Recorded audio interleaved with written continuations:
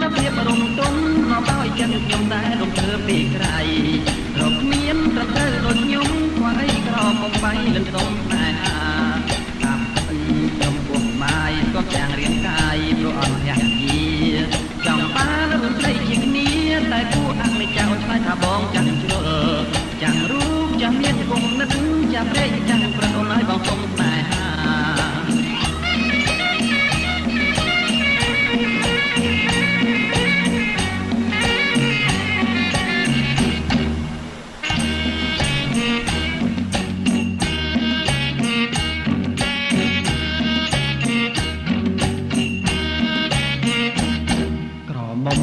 បបៃលិនមិនព្រមស្លៀកបិណ្ឌលាខោជើងធំ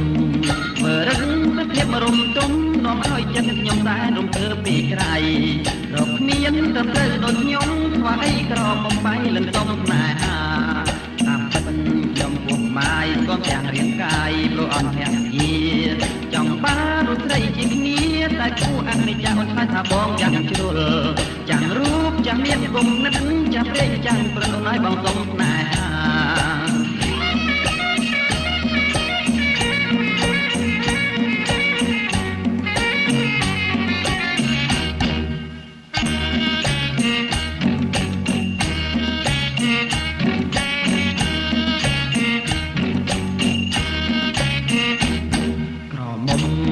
បាយលិនមិនព្រមស្លៀកបិណ្ឌស្លៀកខោជើងធំធ្វើរឹងតែភាពរំទុំនាំឲ្យចិត្តខ្ញុំតែរំភើបពីក្រៃលោកគ្មានត្រឹមត្រូវដូចខ្ញុំខ្វះអីក្រកុំបាយលិនទុំណែតាមពិតខ្ញុំពុកបាយក៏ទាំងរាងកាយព្រោះអត់ទាំងជា